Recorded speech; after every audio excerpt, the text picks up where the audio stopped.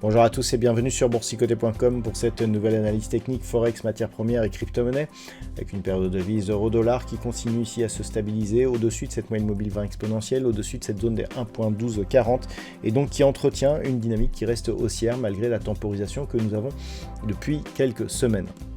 On a eu les NFP aujourd'hui, un petit peu de volatilité, mais pas de quoi changer la tendance. Donc globalement, tant que l'on est au-dessus des 1.1240, l'objectif donc c'est un retour sur la zone qui a déjà été testée à deux reprises des 1.1480 et éventuellement une cassure de celle-ci au-delà des 1.16 qui serait donc le nouvel objectif. Donc ça reste haussier sur cette paire de devises euro-dollar.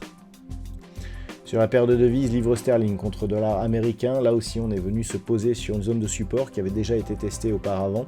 Donc la zone ici des 1,3270, donc un petit peu comme sur la paire de devises euro-dollar. On est sur une attaque bol supérieure au-dessus de la moyenne mobile 20 exponentielle, donc c'est positif. Attention, je rappelle que la rupture éventuelle de cette zone des 1.3080 donnerait un signal important d'un point de vue moyen terme, puisque on serait sur des points hauts qui n'ont plus été vus depuis plus de 3 ans, avec notamment des objectifs qui se situent au-delà des 1.35, 1.36, 45. Donc pour l'instant, on est dans une phase de neutralisation, phase de consolidation horizontale. Là aussi, attaque bol supérieur au-dessus des moyennes mobiles, ça reste positif sur cette paire de devises.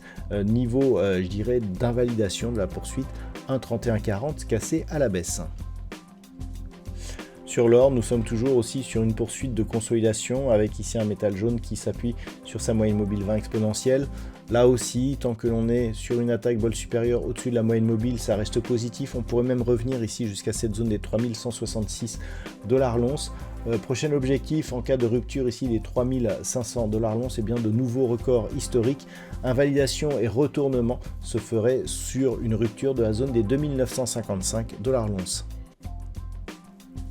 Sur le WTI, nous sommes toujours ici sur une dynamique relativement faible. Nous avons ici une configuration qui est venue tester la zone des 56,40 $ le baril. C'est une zone qui était déjà identifiée. On rebondit ici sur la zone des 59,70.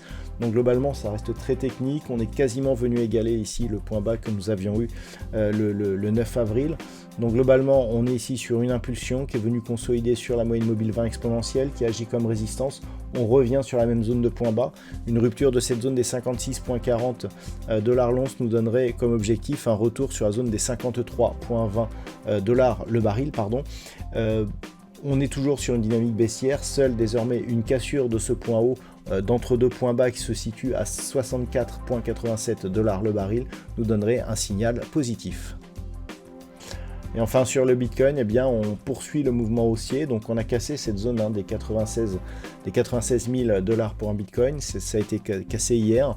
On revient donc au-dessus de ce support. Donc clairement, on réintègre ici un range d'évolution plutôt positif. Donc le Bitcoin pourrait retrouver les 100 000 dès la semaine prochaine. C'est un objectif psychologique attendu.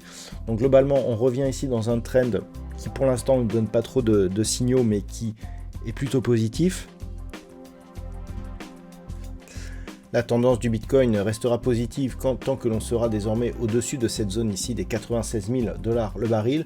Prochains objectifs et zones de résistance, 102 000, puis éventuellement un retour ici sur la zone des 107 000 $ pour un Bitcoin. Attention à ce record qui avait été marqué lors de cette séance du 20 janvier.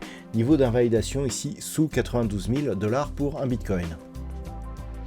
Voilà donc ce que l'on peut dire sur l'analyse technique de ces principaux actifs de marché. Je vous souhaite de passer un très bon week-end. On se retrouve dès la semaine prochaine pour d'autres analyses techniques, toujours sur le site boursicoté.com.